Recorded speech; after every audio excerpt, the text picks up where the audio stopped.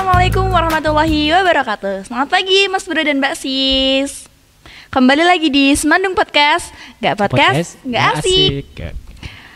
Ketemu lagi sama aku Nazwa, dan kali ini ada narasumber kita, yakni ada Pak Husnil Amri. Oke, terima kasih.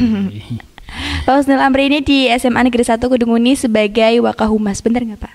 Bener banget. Sebagai Wakahumas. Iya. Dan aktif juga di media sosial. Tema kita kali ini adalah AI. AI itu Artificial Intelligence bukan sih Pak? Iya, benar. Kalau bahasa Indonesianya berarti KB. Apa tuh KB? Kecerdasan buatan. Ya. Menurut Pak Amri, AI itu dampaknya gimana buat sekolah? Ya, dalam pembelajaran gitu. Oke. Ya seperti dua mata pisau sebetulnya. AI itu tergantung siapa yang memegang, siapa yang menggunakan. Jadi kalau di bidang pendidikan pasti manfaatnya luar biasa. Seperti yang sudah pengalaman saya lakukan, sangat membantu, termasuk dalam otomatisasi penilaian, absensi dan sebagainya. Jadi kita terbantu banget dengan AI. Jadi teknologi itu kalau dipandang dari perspektif yang positif ya bagus buat manusia. Tetapi sekali lagi ya ada pandangan-pandangan lain yang menganggap AI ini justru mengancam, justru membuat siswa malas. Itu pendapat ya. Artinya sekali lagi tergantung siapa yang menggunakan. Jadi pisau pun kan sebetulnya ada sisi negatifnya kan.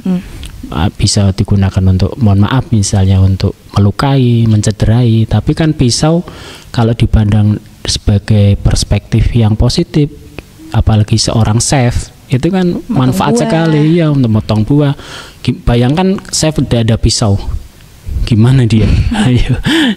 Jadi it's about mindset, pandangan sebetulnya. It's about bagaimana kita menyikapi segala sesuatu sebetulnya. Itu menurut saya sih. Oke. Kalau Pak Amri ini kan juga mengajar ya Pak? Betul. Mata pelajaran geografi. Geografi ya. Betul. Kalau penggunaan AI di mata pelajaran Pak Amri gimana? Ya lebih ke, karena kan tuntutan pembelajaran sekarang kan lebih ke kontekstual, artinya dikaitkan dengan kehidupan nyata ya.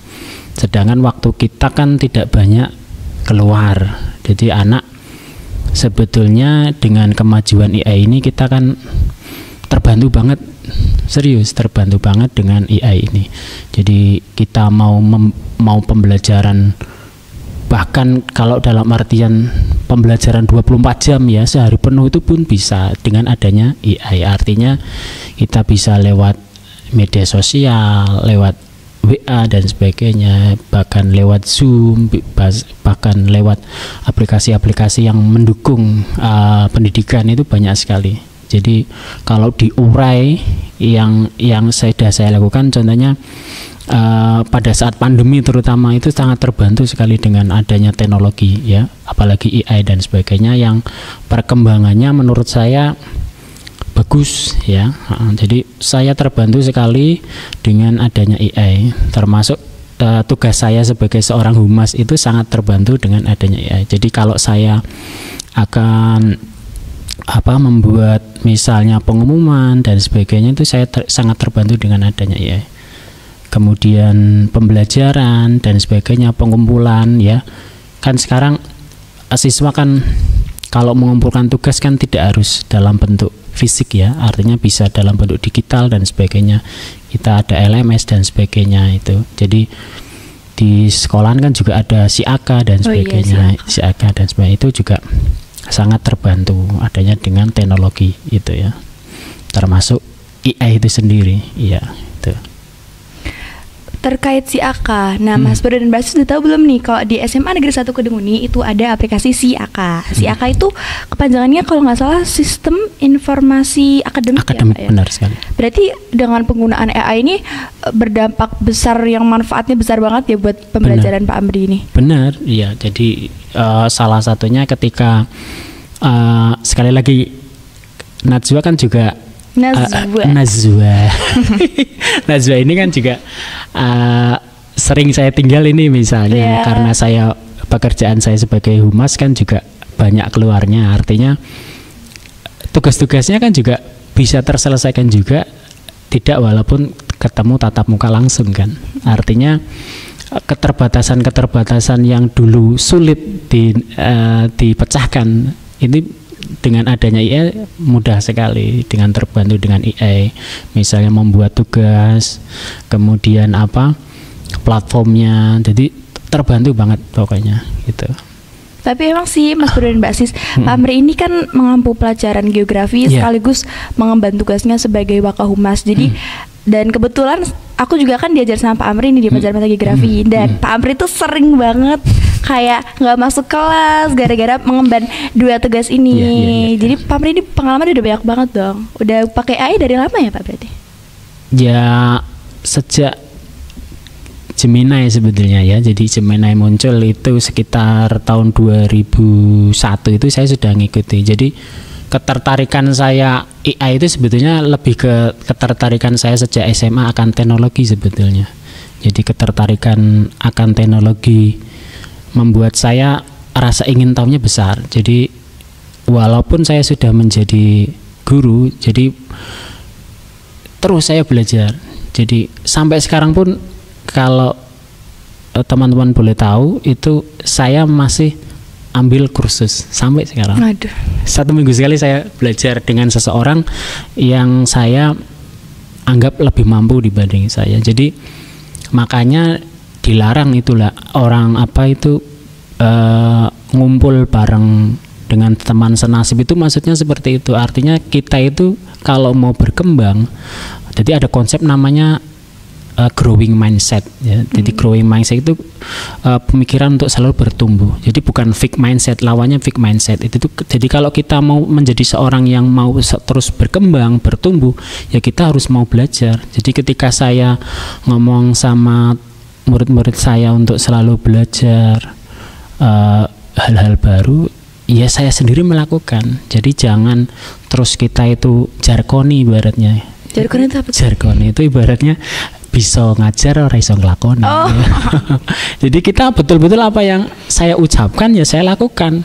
Jadi saya sampai sekarang itu masih belajar terus dalam bidang apapun. Jadi siswa nih jadi insecure nih. Iya, Pak Amri ini kayaknya berarti definisi orang yang tututlah ilmu sampai ke negeri Cina ya. Bener, maksudnya sampai kita nafas belum di leher itu kita harus selalu belajar. Apapun hal apapun, termasuk apalagi yang soal yang wajib bagi kita ya sebagai seorang muslim. Mohon maaf ini pesan khusus untuk teman-teman yang muslim, ya belajar soal agama itu yang paling pokok utama menurut saya. Makanya ya menyesal boleh, tapi berhenti belajar jangan.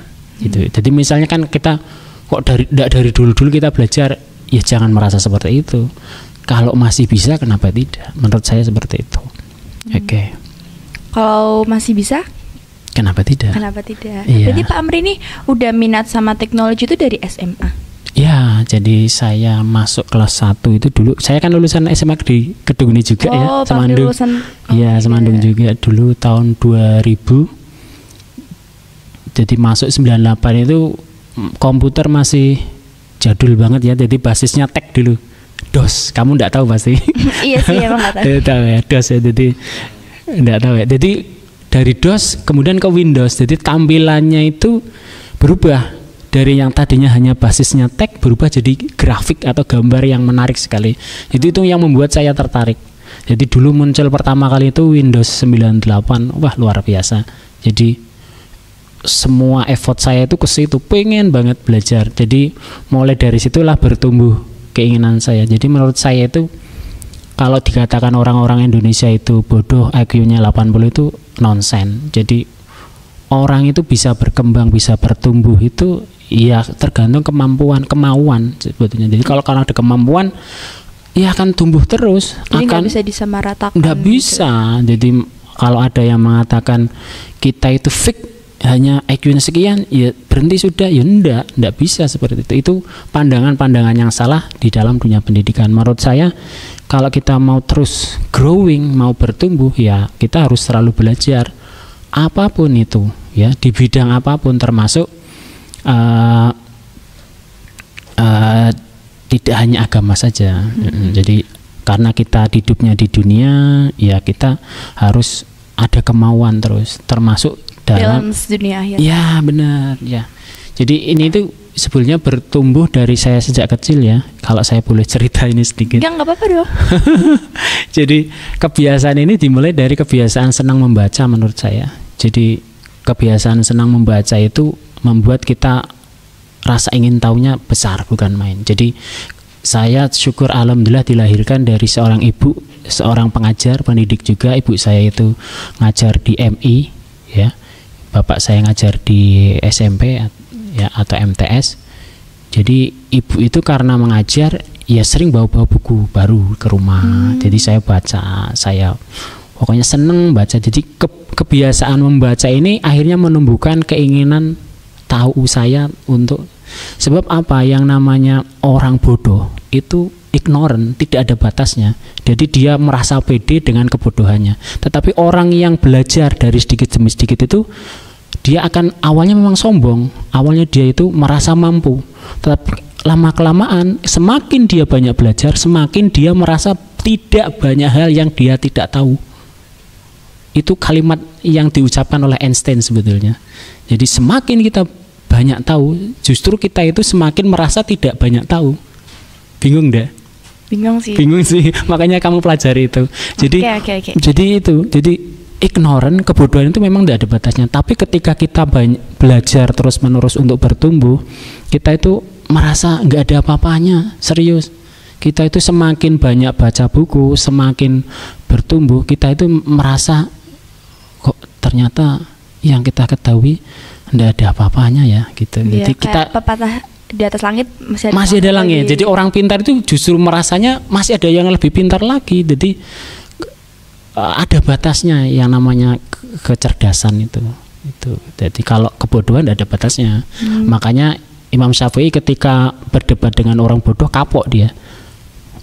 Karena apa? Orang bodoh itu tidak ada batasnya, merasanya jadi paling capek sendiri. Mendingan tidak usah debat gitu. Nah kembali lagi nih Pak, antara AI dan pendidikan. Gimana perbedaannya, kayak signifikan gak sih antara pembelajaran yang konvensional biasa sama sekarang udah ada teknologi AI? Tapi dibalasnya nanti dulu ya Pak. Setelah yang satu ini, tetap di Semandung Podcast, nggak asik. Okay. So why didn't I flinch? Because the laws of science differ fundamentally from those of... Kembali lagi di Semandung Podcast. Nggak asik. Tadi sampai mana Pak Amri pembahasannya? Apa tadi ya? Pembelajaran konvensional dengan ya sekarang teknologi sekarang. Oke. Terima kasih Mbak Najwa. Ya betul. Gini Mbak, jadi beda banget ya. Jadi saya itu kalau Mbak Najwa perlu tahu ya. Aduh ditekanin banget Najwa. Jadi saya sudah ngajar itu sejak tahun 2004. Bayangkan, berarti ini saya sudah 20 tahun saya ngajar. Jadi saya mengalami masa-masa dari ngajar pakai kapur, tahu enggak kapur? Ya, kapur. Kapur ya. Jadi papan tulisnya hitam. Kemudian berubah jadi papan tulisnya putih, pakai spidol, mulai ada proyektor. Jadi saya pertama kali belajar menggunakan proyektor juga luar biasa. Jadi sampai berkeringat, basah kuyup dan sebagainya, sampai teman-teman itu ini ngapain Pak Amri dan sebagainya. Jadi saya nguliknya itu bukan main. Jadi saya kalau sudah mau belajar ya sudah 100%. Jadi sampai sekarang udah ada papan touchscreen. Touchscreen dan sebagainya. Bahkan saya membayangkan dulu itu ngajar itu, walaupun sampai sekarang belum terwujud ya, yaitu ngajar pakai yang touchscreen-nya itu langsung bisa di layar itu. Jadi kita geser, walaupun sudah ada teknologi seperti itu sekarang loh ya. Sekarang, kalau dulu belum ada. Jadi 10 tahun yang lalu saya membayangkan itu. Makanya kita itu harus berpikir terus melampaui zamannya. Jadi ketika saya membayangkan dulu kita membayangkan ada orang bisa ngobrol lewat jam tangan itu di tahun 90-an ketika saya kecil, ketika saya SD, itu sudah ada filmnya, namanya film Kamen Rider, film apa itu Satya Baja Hitam itu dulu itu sudah diangan-angan oleh manusia. Jadi orang itu kadang melampaui batas zamannya. Tetapi ketika itu jangankan kita ngobrol lewat jam tangan ya, HP itu belum ada dulu. Iya, HP itu teknologi nirkabel itu baru muncul sekitar tahun 98. 8 tahun sesudahnya itu baru muncul. Dan baru terwujud sekarang ada handphone di jam tangan dan sebagainya, itu baru wujud sekarang. Jadi kita itu selalu harus berpikir untuk masa depan, termasuk dalam dunia pendidikan ya, termasuk ketika kita mengajar ya kita jangan terus terganggu dengan bahwa guru itu adalah sumber belajar utama, jangan. Jadi makanya memang kehadiran guru tidak akan tergantikan sih, itu cuma ketika saya tidak bisa hadir secara fisik di kelas Najwa, otomatis saya bisa hadir lewat cara lain, entah itu lewat Zooming, entah itu lewat YouTube. Najwa saya kasih link, teman-teman bisa belajar secara mandiri. Sebab sumber belajar itu tidak hanya guru, sumber belajar itu bisa dari banyak hal, termasuk dari teknologi itu sendiri. Jadi AI itu bagian.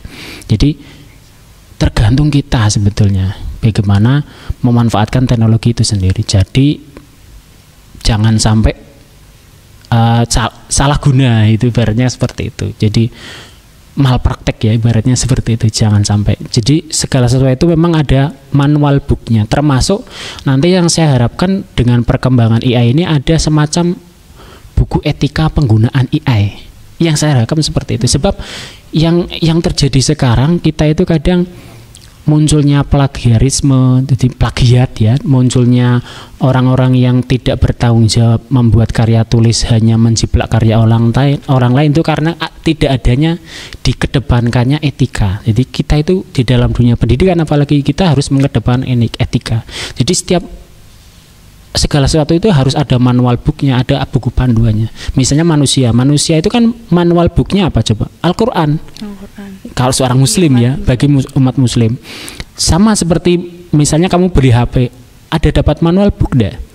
Ada kan? Ada buku panduan. Artinya buku panduan ini diharapkan bisa kamu gunakan bukan hanya dibaca, tetapi digunakan, betul-betul digunakan, termasuk dalam penggunaan AI. Penggunaan AI itu juga harus ada manual booknya. Jadi sebagai seorang pengajar, kita harus bertanggung jawab dengan penggunaan itu. Jadi misalnya tugas-tugas siswa, kita bisa cek juga menggunakan aplikasi-aplikasi, apakah di situ ada penjiplakan, apakah di situ ada, bisa dipertanggungjawabkan menurut saya. Jadi seperti itu. Ngomong-ngomong tentang penyalahgunaan AI, tanggapan Pak Amri gimana tentang sekarang kan banyak kayak penyalahgunaan AI ini gitu. Apalagi Pak Amri sebagai pengajar, aku sebagai pelajar. Ya, makanya kalau berangkat dari agama sebetulnya yang pertama kali diutamakan, diadinggungkan itu yaitu adab atau etika. Jadi segala sesuatu itu sebelum kita belajar itu yang perlu kalian pelajari, terutama untuk ini sebagai tanggung jawab sebagai seorang pendidik ya. Jadi saya punya tanggung jawab lebih untuk mengedukasi mahasiswa. Jadi selalu saya ingatkan. Jadi ada etika dalam penggunaan AI ini juga harus hati-hati ya, artinya. Jadi banyak kejahatan-kejahatan, saya tidak menutup mata ya. Jadi banyak kejahatan itu diproduksi dari AI ya. Jadi teman-teman yang skeptis terhadap AI ya saya tidak menutup mata juga. Misalnya ada guru yang nge-share bagaimana AI digunakan untuk menipu orang lain, digunakan untuk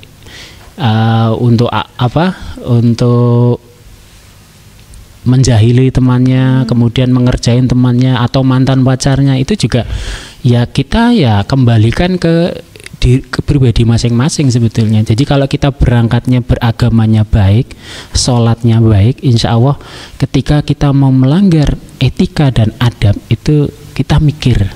Jadi kembalinya sebetulnya ke pribadi masing-masing sih. Jadi lebih ke itu. Jadi penekanannya lebih, karena saya kan juga punya seorang anak. Jadi saya juga mendidik, mengajar untuk bagaimana anak ini lebih beretik, gitu. lebih terarah. Jadi artinya jangan kita membiarkan tergilas zaman, ibarat jangan sampai seperti itu. Jadi kita itu harus agama itu dipegang. Jadi ibaratnya dulu Nabi saja mengatakan memegang agama itu seperti memegang, bahasanya apa ya, wowo ya, apa tahu enggak wowo? Geni. Iya. Jadi memegang kebenaran itu seperti memegang api. Jadi kalau kita lepas kita ya celaka, kalau kita tidak lepas ya gimana kita pegangnya. Jadi ibaratnya memegang kebenaran di sekarang itu kelihatannya kayak orang aneh gitu ya. Jadi banyak hal-hal yang tidak lumrah dibuat seolah-olah lumrah. Jadi di media sosial terutama. Jadi hal-hal yang tidak lazim jadi lazim. Jadi banyak fenomena-fenomena di medsos ya, mohon maaf yang teman-teman kurang dinormalisasi, termasuk terlalu menggeneralisasi. Jadi kalau orang ada masalah larinya jujur ke medsos, dia cari quotes-quotes yang sesuai dengan kondisi dia. Apakah itu menyelesaikan masalah? Kan sebetulnya tidak. Sebetulnya ketika kita punya masalah ya diselesaikan, bukan mencari quotes-quotes di TikTok, di apalah misalnya, kemudian kita status. Apa perlunya kita validasi keluar? Apa perlunya kita validasi ke eksternal? Kalau itu tidak menyelesaikan masalah, menurut saya yang paling pokok dari diri kita itu ya kita selesaikan sendiri ke dalam. Jadi tanpa perlu kita melakukan validasi keluar. Jadi kita itu kadang merasanya ketika kita berstatus, bermedsos itu kita jadi plong. Nah, kebiasaan-kebiasaan yang seperti itu, kebiasaan-kebiasaan yang buruk menurut saya, yang kurang tepat. Itu. Jadi apapun masalahnya kembalikan kepada Allah. Jadi yang membuat kita bermasalah kan datanya dari Allah. Kenapa kita kembali ke Allah? Kenapa kita larinya ke medsos? Apa perlunya kita ke validasi keluar? Itu tidak perlu. Jangan sampai kita terbawa arus. Jangan. Jadi cari validasi keluar, ya, terlalu melebih-lebihkan gitu. Jadi kebiasaan-kebiasaan mohon maaf yang seperti itu menurut saya perlu dikurangi, apalagi sebab apa? Di dunia medsos ini sangat berbahaya kalau kamu terlalu mengumbar yang seperti itu. Nanti kamu mudah sekali dibaca, mudah sekali ditebak, dan kamu bisa menjadi bagian dari misalnya sindikat, kena penipuan dan sebagainya, karena kamu terlalu mengumbar apa yang biasa kamu rasakan. Kalau sekarang sebutannya oversharing. Nah, benar, terlalu oversharing, terlalu terbuka dengan orang. Padahal kan enggak perlu juga sih orang lain, apa butuhnya kita dengan orang lain. Toh nanti kita di akhirat juga di kuburan kita sendiri, di akhirat nanti kita urusannya sendiri-sendiri. Ngapain kita ngurusi orang lain gitu loh. Jadi tidak perlu yang seperti itu. Jadi kembalikan semuanya, ini sesuai dengan keyakinan saya, kembalikan kepada yang mendatangkan masalah itu, yaitu Allah itu. Nah, Mas Bro dan Mbak Sis, jangan sampai nih teknologi jadi kita salah gunakan buat hal negatif. Oke, benar. Jadi jangan terlalu tergantung juga. Jadi sesuatu itu kalau tergantung kepada sesuatu, kalau sesuatunya hilang nanti rasanya gimana? Jadi makanya bergantungnya kepada yang maha, yang segalanya. Oke. Tapi berhubungan tentang dampak negatif-negatif dari teknologi AI gitu, Pak Amri pernah nggak mengalami dampak buruknya atau pernah melihat orang yang mengalami gitu? Pernah nggak? Kalau sepengalaman saya alhamdulillah tidak ada sih. Cuma memang beberapa mungkin teman ya lihat misalnya kena penipuan, kena scamming, kena misalnya kemarin yang beberapa kejadian itu kan minta ditransfer pulsa dan sebagainya. Ya itu pura-pura namanya kayak fake account gitu. Nah, bener, itu kan efek dari kita yang terbiasa terlalu keluar gitu. Jadi mencari, jadi akhirnya kita mudah ditebak. Jadi seperti itu. Nah, tapi sekali lagi itu efek negatif, tapi positifnya juga banyak kok. Jadi menurut saya yang negatif seperti itu jangan terlalu dibahas banyak ya, sebab itu nanti membuat kita itu semakin justru menghindari. Menurut saya ya kita menggunakan ini tapi dengan penuh kebijaksanaan, termasuk dugaan bahwa AI itu dulu tidak akan mempengaruhi dunia kreatif ternyata kan salah. Yang saya singgung tadi di sebelum kita podcast ya. Jadi munculnya aplikasi-aplikasi pembuat musik, muncul aplikasi pembuat pencipta lagu. Pengaruh besar. Pengaruh besar terhadap perkembangan. Kalau Najwa sendiri punya pengalaman tentang AI? Pengalaman tentang AI itu kayaknya kalau yang buruk alhamdulillah belum ada sih.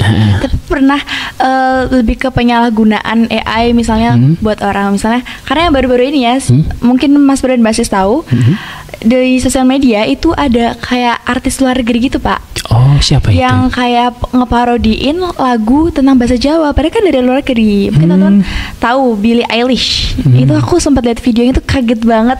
Billie Eilish nyanyi lagu bahasa Jawa Pak, orang luar negeri. Iya, ternyata ya cuman AI, tapi kayak real banget. Oh gitu ya.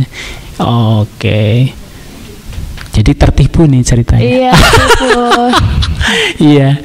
Itu sebetulnya dimulai dari Pak Jokowi nyanyi sebetulnya. Kalau kamu lihat dari 2019 Pak Jokowi itu sudah nyanyi ya lagu Jawa juga kelihatannya saya. Oh dari Jawa. Banyak yang dimanfaatkan untuk iklan produk di Facebook. Benar. Iya. Itu. Oh iya, aku pernah lihat juga. Gimana itu? Di iklan kayak madu murni 100%. Madunya kayak bagus banget, berkualitas, udah pernah dikonsumsi sama Pak Presiden Jokowi. Oh gitu.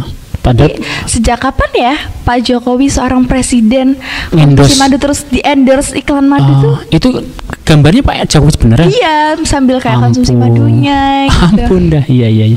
Iya beberapa kali kalau kamu perhatikan iklan-iklan di YouTube misalnya obat-obat dan sebagainya, alat kecantikan dan sebagainya itu pakai AI itu. Jadi misalnya Dokter Terawan, terus Najwa sih bukan yang ini ya, bukan Naz yang ini ya. Itu juga muncul, dia mengiklankan. Padahal artisnya tidak sama sekali, tidak mengiklankan itu. Nah, termasuk judi online yang diiklankan oleh artis-artis kita. Nah, itu ternyata menggunakan teknologi AI. Karena, nah itu sekali lagi, ketika kita sering ya muncul di medsos, wajah kita itu gampang sekali diduplikasi. Makanya jangan terlalu bangga atau sering mengupload foto-foto kita di medsos. Justru itu bisa kartu truf buat kita, nanti kartu mati kita ibaratnya.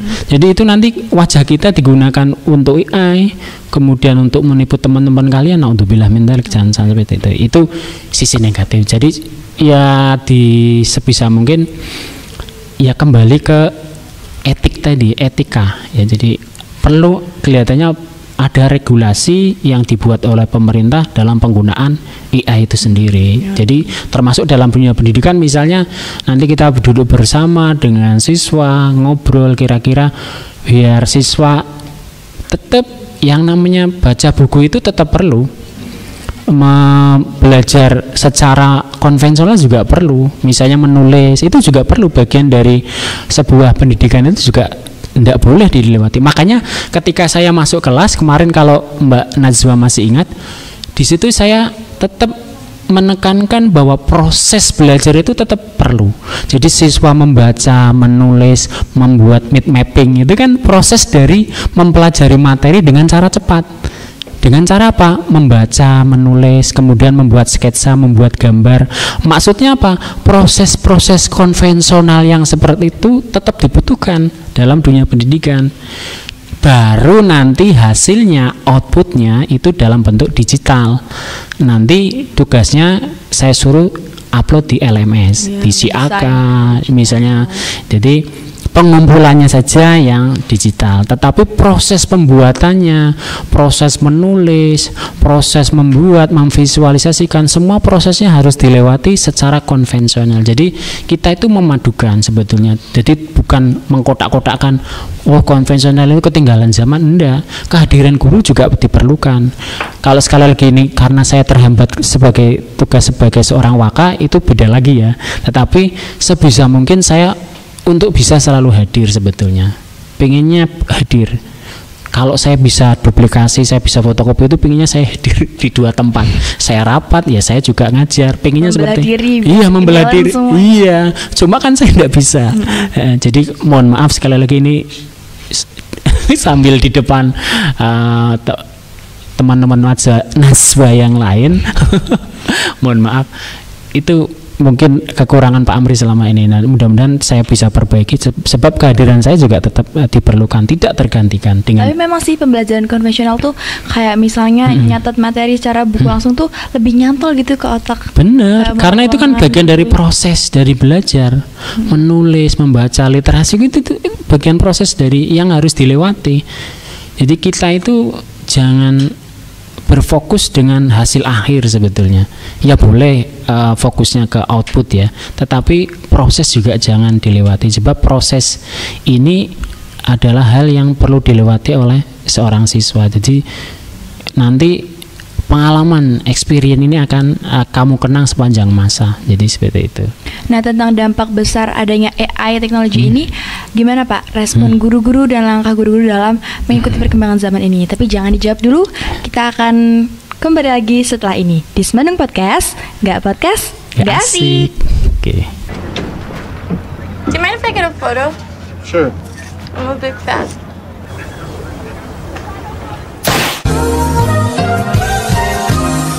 Kembali lagi di Semandung Podcast. Nggak podcast, nggak asik.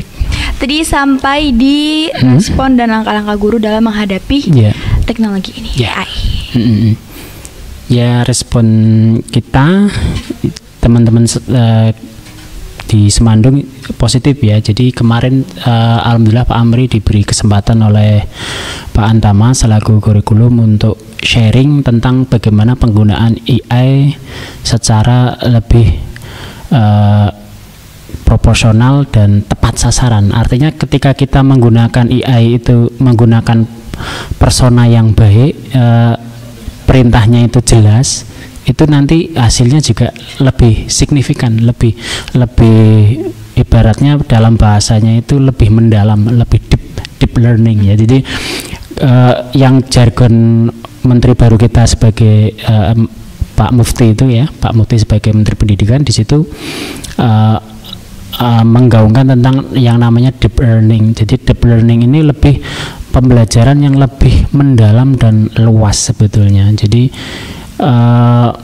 nah AI ini bisa digunakan guru untuk membantu tugas-tugas rutin guru dalam merencanakan pembelajaran, membuat kira-kira rubrik penilaian seperti apa dan sebagainya.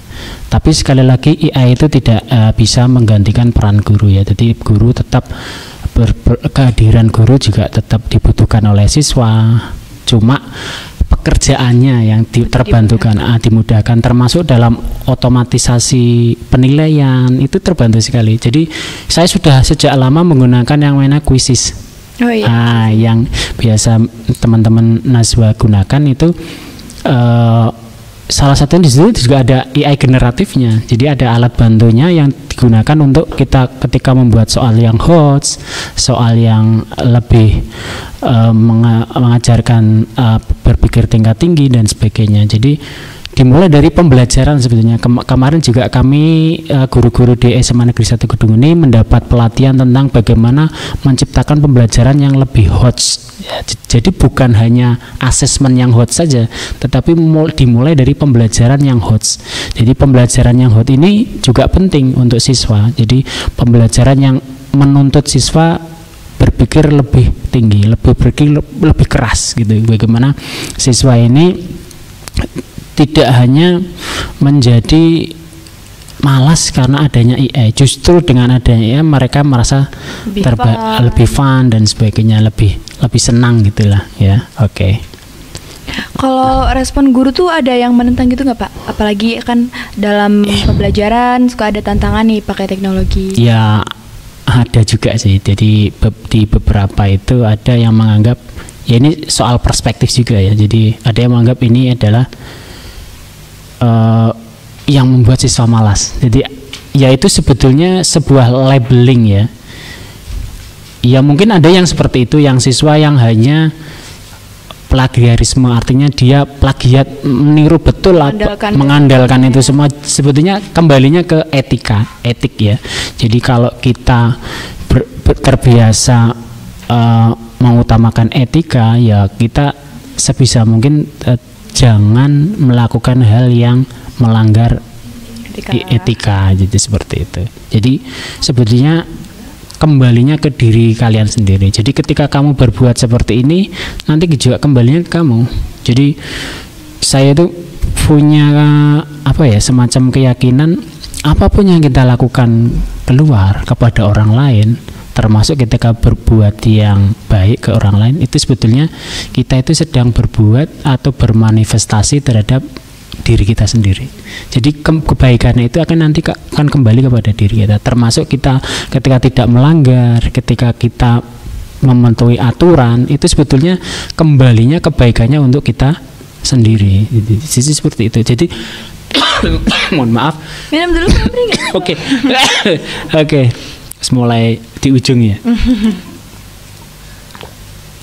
Itu. Jadi kembali ke etik ya, jadi ke buku panduan, manual book yang perlu kita pegang. Jadi sebagai manusia yang insan yang bertuhan, ya kita kembali ke agama kita, jadi kepercayaan kita. Jadi seperti itu. Jadi apapun yang kita lakukan sebetulnya nanti kembali kepada diri kita sendiri itu ya.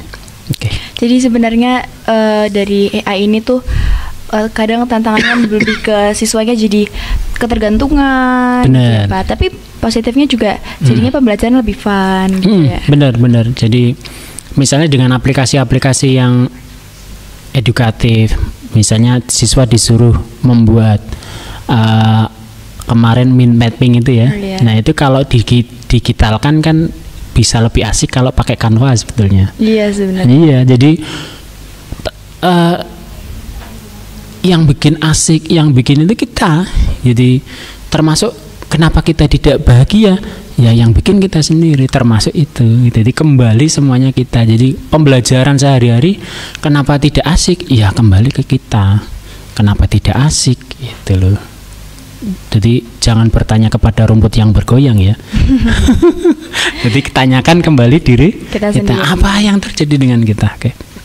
Jadi Pak Amri ini kalau dia pembelajaran pengennya manual tetap jalan, kayak nulis materi. Benar. Jadi hal yang hal seperti itu jangan pernah dilewatkan. Jadi itu ibaratnya proses ya. Jadi meskipun ada digital, yang manual juga jangan sampai dilupakan. Oke. Ya. Nah Pak Amri, nggak kerasa ini udah sampai di penghujung acara aja.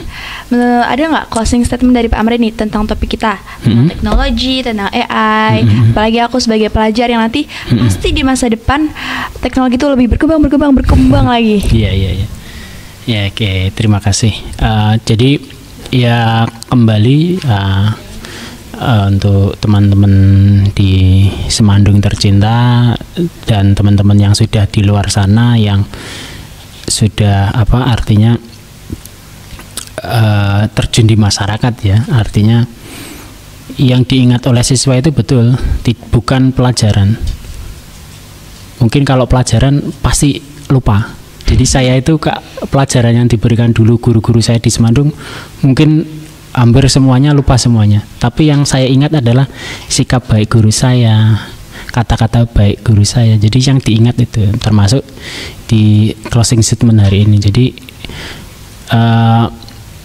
jangan pernah kita itu menyepelekan belajar. Jadi belajar itu sepanjang hayat, sepanjang waktu. Jadi yang sudah saya obrolkan di depan tadi, jadi jangan pernah merasa puas dengan apa yang ada di diri kita. Jadi belajar itu sepanjang hayat. Jadi apapun sebelum nafas sampai ke leher itu jangan sampai kita berhenti untuk belajar. Jadi teruslah untuk belajar. Jadi seperti kalimatnya Bu Umu di HUT Semandung itu ya, belajar. Tapi benar sebetulnya maksudnya Bu Umu itu jangan berhenti, terutama tuntutan kita sebagai seorang makhluk, sebagai seorang insan di dunia ini yang nantinya ibaratnya kan timeline kita masih panjang Mbak Najwa. Naswa ya. Jadi timeline kita itu di dunia hanya sebentar. Kita itu paling banter berapa sih? 60, 70, 80 kan. Habis itu kan selesai. Yang timeline yang panjang itu kan nanti kita di akhirat. Kalau kita tidak punya bekal yang banyak nanti di akhirat itu, apa yang terjadi? Jadi waktu-waktu yang banyak di dunia ini dimanfaatkan dengan hal yang baik. Jadi mohon diingat ini, dicatat ini. Itu ya kata-kata hari ini, paham. Terima kasih Pak Amri sudah meluangkan waktunya di acara hari ini. Oke, sama-sama Mbak Naswa. Cukup sekian podcast kita hari ini. Sampai jumpa di podcast berikutnya lagi. Wassalamualaikum warahmatullahi wabarakatuh. Semandung Podcast, gak asik.